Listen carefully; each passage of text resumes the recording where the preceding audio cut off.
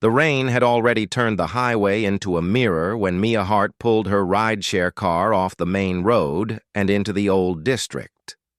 She hated taking late-night calls out there, too many abandoned buildings and too many stories, but the request came with a high tip, and she needed the money.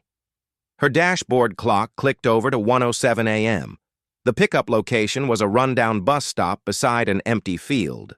Fog drifted low, hiding the grass. No houses, no traffic, no sign of life. Her phone buzzed. Passenger, Elias. Mia switched on her high beams. A figure stepped out of the fog, tall, wearing a long, dark coat. He moved slowly, like someone unsteady on his feet, and when he opened the back door, he didn't speak. He just sat down gently and folded his hands.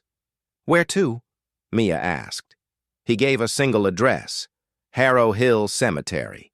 She almost told him no, but the tip was large, and she dealt with stranger requests. She pulled back onto the road. The ride.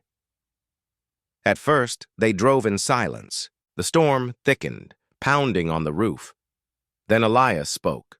His voice was calm, too calm. "You must be tired. Most people aren't working at this hour." "Bills don't care about sleep," Mia said. "True." Pause. "You're doing me a favor tonight. It's important I go home." "Home? The cemetery?" He didn't answer. Mia glanced at the rearview mirror. His face was pale, almost colorless. His eyes didn't reflect the headlights. Strange, but she blamed the rain. A notification appeared on her phone. "Connection lost. GPS offline." Great. The road ahead became unfamiliar. The trees leaned over the asphalt, branches twisting like arms. She checked the mirror again. Elias was watching her. "Have you lived here long?" he asked. "Long enough." "I used to," he said quietly. "Before the fire." Her grip tightened. "What fire?" He looked back out the window. "Harrow Hill. 30 years ago next week. A bus crashed, caught fire. Everyone died. I was the youngest." Mia frowned. Harrow Hill. The story wasn't new. Locals talked about it.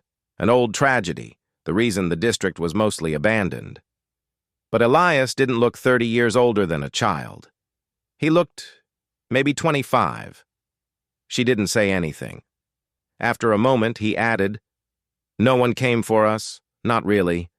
People forget the dead." The checkpoint. A figure appeared ahead, standing in the road. Mia braked hard. It was a police officer waving a flashlight. She rolled down her window. "You shouldn't be out here," he said. Rain streamed from his hat brim. "This road's closed. Landslide up ahead." Mia nodded. "I'm dropping someone off near Harrow Hill." The officer stiffened. "Who?" She gestured back. "Passenger. Elias." The officer leaned to look inside, his face drained. "There's no one in your back seat." Mia's stomach flipped. She twisted around.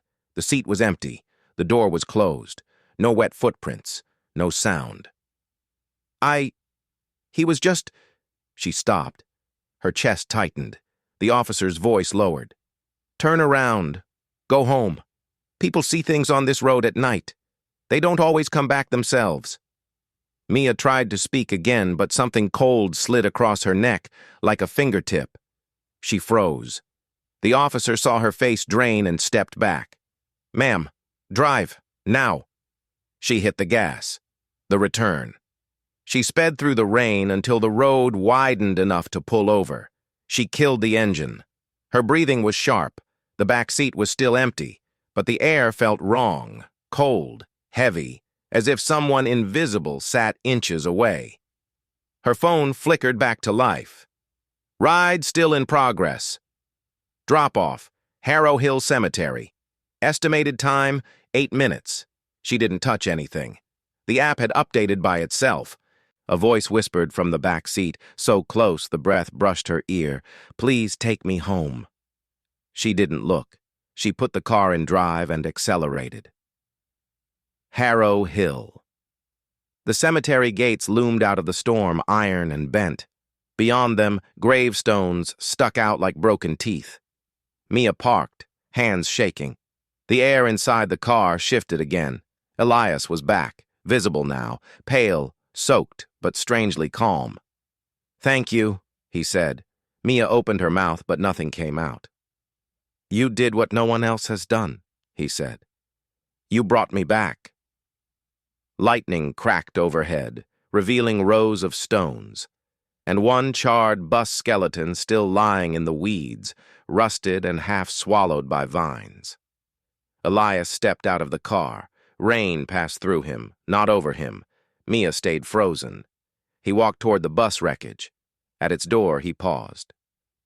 "You should leave," he said, "before the others arrive." "The others?" Mia forced out. Elias looked back. The rain blurred his outline. "They ride, too, but they don't ask." Before Mia could respond, the cemetery lights flickered on, dozens of them, though she knew the power had been cut years earlier. Figures stepped from between the gravestones. Some limped, some crawled, some burned faintly, embers embedded in their skin. All walked toward her car. Mia slammed the door locks, floored the accelerator, and tore away from the cemetery, skidding on the wet road.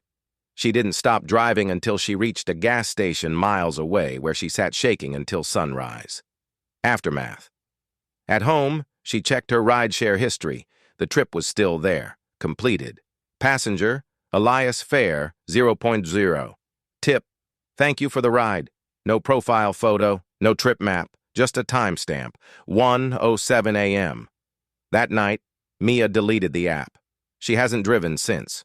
But every stormy night at exactly 1:07 a.m., her phone lights up with the same notification. Passenger waiting. Elias. She never accepts it. But the request never stops. Because the dead, once remembered, don't always let go. If you enjoy this story, don't forget to like, subscribe, comment. Your favorite moment. Suggest what story I should narrate next.